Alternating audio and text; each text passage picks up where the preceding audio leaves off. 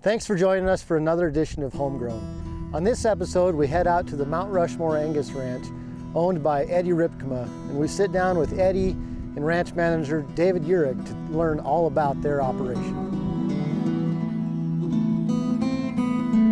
My Uncle Eddie, who I'm named after, had the 76 Angus Ranch in Boulder Canyon. He was the mayor of Deadwood between somewhere in 1958 and 62, and he got in the cattle business in Boulder Canyon. Okay. He had about 25 head or 30, and Dad bought some cows, and they ran them on shares back in the 60s and early 70s. Yep. So Dad had the opportunity to purchase 100 acres just south of the fairgrounds at Hermosa. Mm-hmm. And he went to Minnetonka, Nebraska, to Shelco Cattle Company. He bought 11 cows and 1 bull. And that's where the whole dream started. Yeah. And he always had a belief if he couldn't make it in business that he could raise a garden, he could milk a cow, and he could feed his family and slaughter a beef. He was going to be a provider for his family no matter come hell or high water, really, you know. Yeah. And that's what he did. And he had a dream to make it bigger and a vision to keep acquiring a little more land when the opportunities came aboard, you know. Sure. And when we built a sale barn down at the Hermosa Ranch, and when we sold that, we bought the Spring Creek place. We built another sale barn there, and that's where the present sale is held. So they've been doing purebred bulls ever since. Yes, we've basically been in it since day one in the purebred business, or shortly thereafter in 74, 75. We just got back from a road trip, David and I, to Montana. We went to 3 different studs up there, and we're always looking for our future sires or AI sires to use in the future. Yep. And we've been fortunate to acquire some of the very top bloodlines in the business, and we AI about everything on the ranch. Yep. Twice. We sell about 140 bulls in our sale. We retain about 125 heifers. If you do it right, people will come back to you. Sure. And that's what we like about ranching. We try to treat our customers excellent. I try to treat my employees excellent, and I do the best that I can. And pretty humble beginning when you look at the total picture versus where we're at today versus the 110 acres in 1972. Whether it be building Mount Rushmore Angus or the car business, or, you know, I know you volunteered with the Black Hills Stock Show. You know, you've obviously done a ton to just build this entire community. Where did that passion come from? And tell us about some of the things you've been involved in. Well, I'll tell you, it really came, everything, my dad was a blessing to our family. He gave us a hell of a head start. Yeah. You know, it wouldn't be possible without him. Sure. I still honor his dreams today. I still honor that dream of building that ranch because that's what my dad wanted to do. It comes back to my heart, really. Right. And I just think so often when my dad's looking over the place, how proud he's got to be of where that ranch is today. But somewhere, that had to be his passion had to turn into your passion as well, or you wouldn't still be doing it. Well, it is. I like people. Yeah. And I volunteered with the Stock Show Foundation. I was on the board of that for 10 years and so forth. Way back when I was on the Central States Fair Board. You give back to the community will give to you. Yeah. And so we try to give, it's just not a take situation all the time.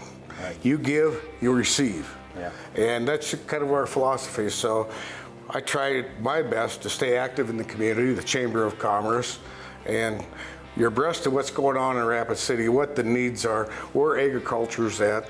I served on the Chamber Egg Committee in the day. We used to have the egg picnic down at the ranch just to bring the city folks out to the ranch and teach them or educate them in some form or another about ranching life. Yeah. I'm not physically on the ranch every day. I got a crew down there. I talk to David, our ranch manager, 3 or 4 times a week. He tells me what the plan is. We just have an open line of communication.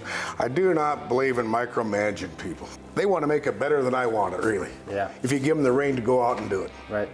And that's just kind of our philosophy. I kid him sometimes. I said, well, so what's the guys doing today? Well, they're helping Jack, or they're over to Baker's, or they're over to Gary's or something. I says, man, we sure volunteer a lot around the neighborhood. He says, you know what, that's the way this neighborhood was built. And he says, believe me, we get it back. Yeah. He says, they're over here as much as we're over there, and we just exchange a lot of labor to keep the costs down, and I enjoy that, you know. I've got really the best help in the world down there. I think you met David Jurek, my ranch manager. You don't find anybody that's more sincere and knowledgeable about the cattle business than David, and as trustworthy as he is. And I've got 2 other hired men down there, and they work fabulous as a team. They meet every morning, and they put a game plan together for the day.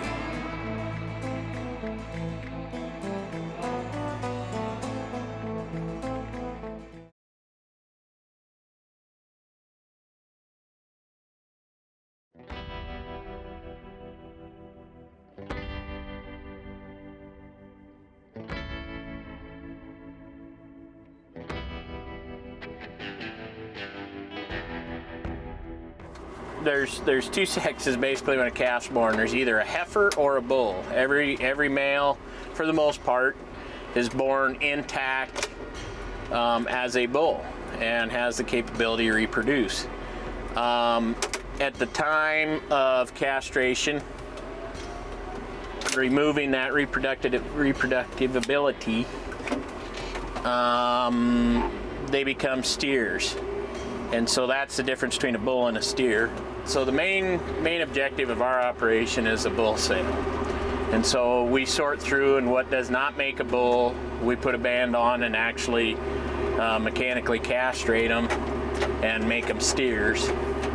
Put them on trucks, and they're going to go to a feedlot in Nebraska. We retain the ownership on them, as well as collect the data on them. We use that for basically in-herd use for the most part. We'll start calving, the 1st of January, generally speaking, or within a day or 2 of there. And by the time stock show rolls around, we're 70 to 80% done. Which is one thing AI can do for you, because they're bred this day. Yep. Yep. And so in doing that, equates to the mineral programs. Yep. The breed ups have to be good. We have to have a high percentage of pregnancies in that first cycle. We have to have a high percentage of pregnancies through the whole breeding season. Right, and so those genetics are also then, a good strong reproductive female or male. Those genetics are passed down to your bull customers then as well. Yep. So you always got an eye for that. Some operations, when I talk about replacements, we keep our own heifers to breed back, to put back in the herd. Some operations buy cows yearly. They don't calve heifers. Right. We can trace the lineage on every one of our cows. We collect AHIR data, which is herd improvement data, herd improvement records. So birth weights, weaning weights, yearling weights. For the bulls, scrotal measurements, sometimes yearling height. We do ultrasound information, we can collect that. The trend right now in the Angus industry and the commercial Angus industry is we want small calves at birth. Small calves generally speaking equate to calving ease, which, we can argue that all day long.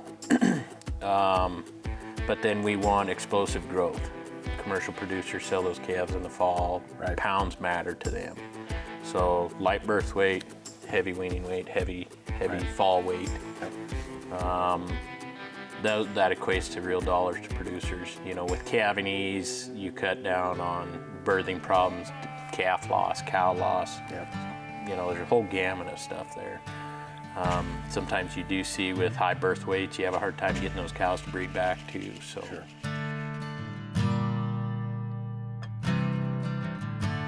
And what these are is some 2-year-old cows that lost calves this spring. We just threw them out on grass for the summer. We brought them back in. I have a kill date for them in December. We'll sell them as beef. What are we feeding? It's a mixture that we put together with help of our nutritionist. It's cracked corn, dry distiller grains, and then a grower pellet. It's got a mineral package in it. These guys are eating somewhere around 20 pounds of corn and All the hay they can basically free choice hay, yep. Corn is the energy. The distiller's grain really ups that protein. Those are our macronutrients, and then that grower pellet really balances their whole diet, so it gives them all the nutrients, just like you and me taking a one-a-day vitamin or something.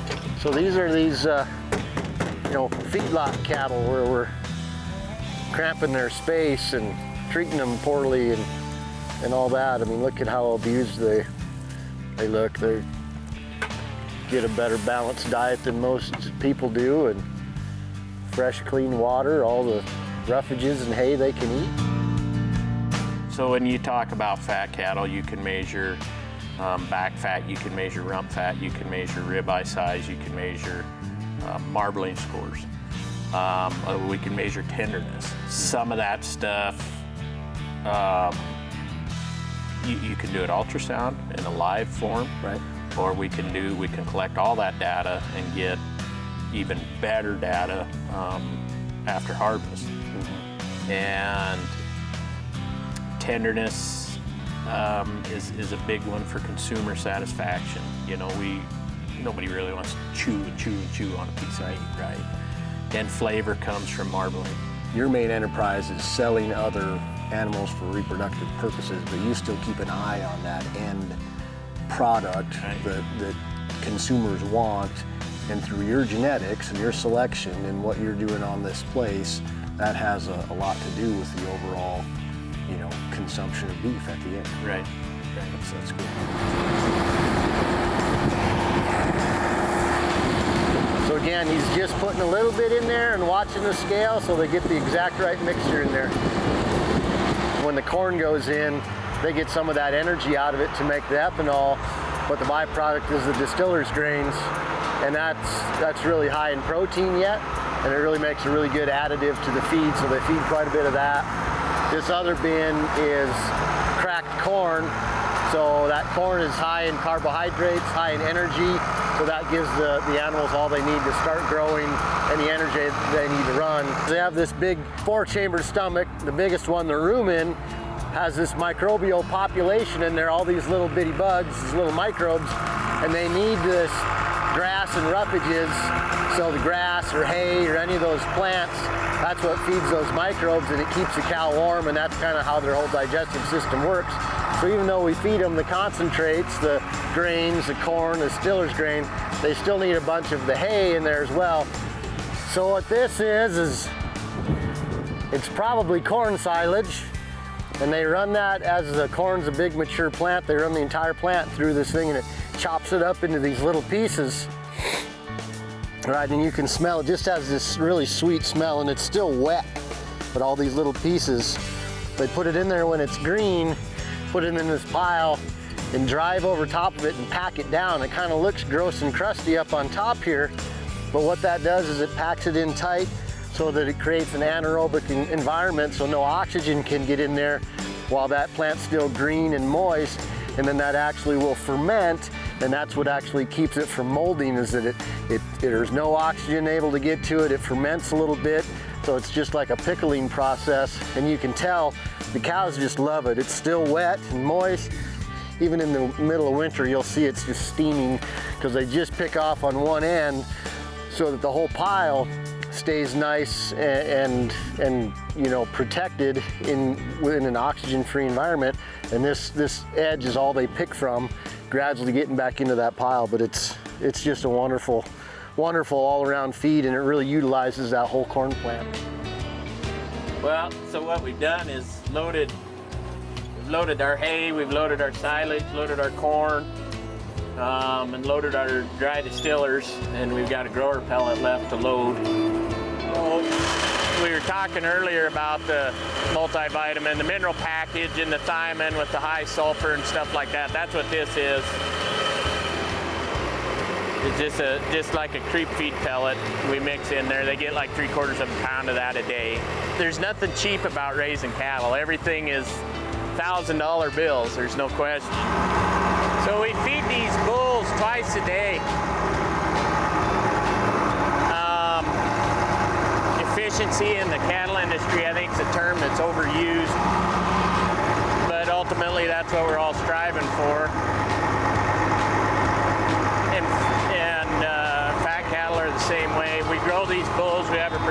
sale, and we're developing them for that. But we want them to gain well too, and so we feed them twice a day, and studies have shown when you feed twice a day, your grains actually increase, you keep cattle on feed better, the health of the animals better. You're easily 2 years into that pound of product before it hits the shelf.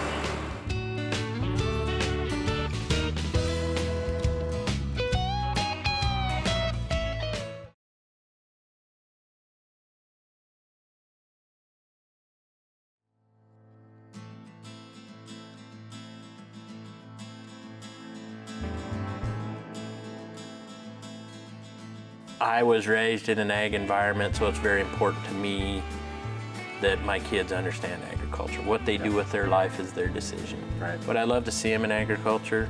Yeah. Is there a part of me that hopes they find something out of agriculture but understand it? Yeah. But they're your kids. You're going to be supportive no matter what they do. Absolutely. You know, in my world, they get to see things that other kids don't. And they understand things that other kids don't, and that's a big part of my life. This isn't always easy out here, what we do. Right.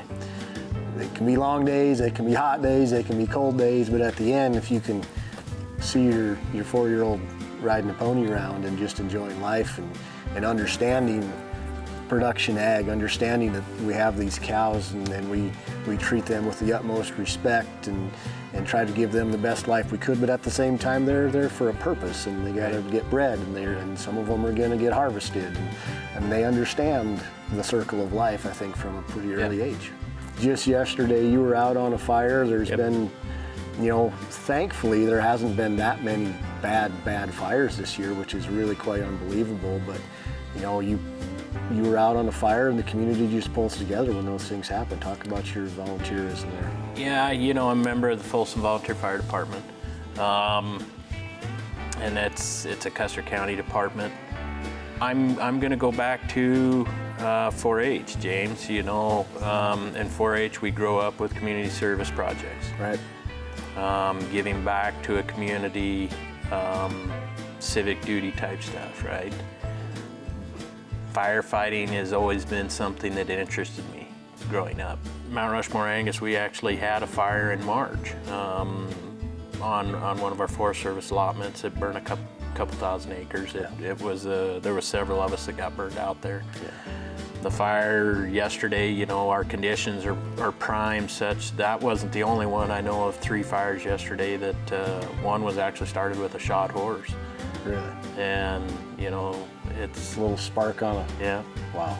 shoes on a horse. That just tells you how dry it is. If a spark from a horseshoe on a rock can start a fire. I know there's been some firefighters leave the state. They're out on California and Oregon, wherever the fires are. Right.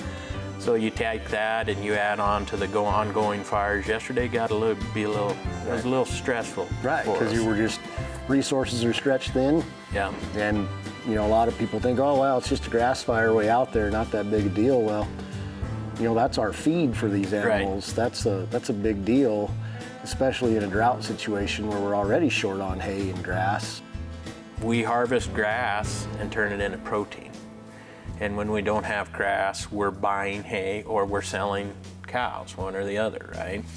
So when something burns up, it's really hard for those of us that are involved in that to say, oh, it's just grass. Right. Oh, it's not structures and nobody was harmed. I understand that. But where we harvest that, it's really hard for us to say it's just grass. Mm-hmm. That is how we make our living. Right. The only option there that doesn't require more money is selling those animals. Yeah. So if we're buying hay, we're taking away from our profit. If we're renting more grass, we're taking away from our profit.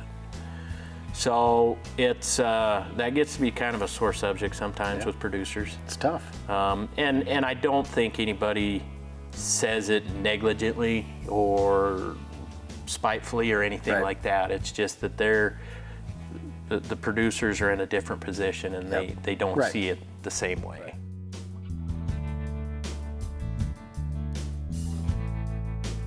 My father was on fair boards.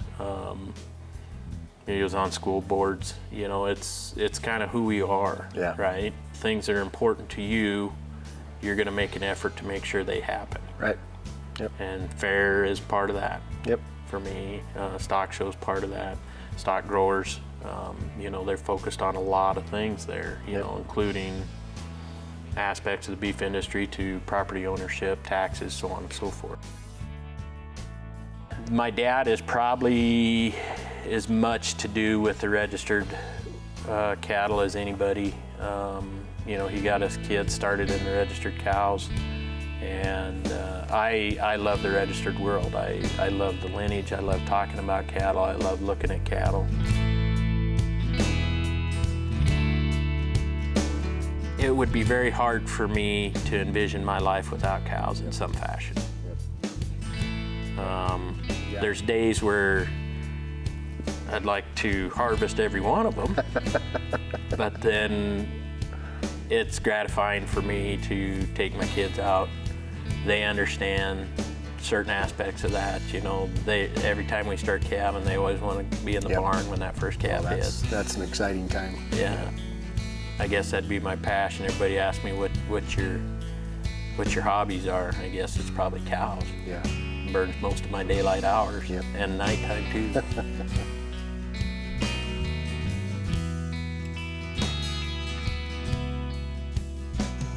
So many people out there today that just take the food supply for granted. They have no idea.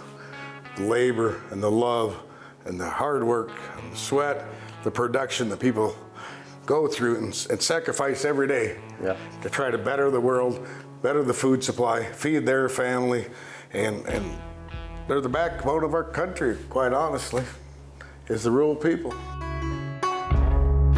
Tailor rides just as well as any man. He can reason why his road is never planned.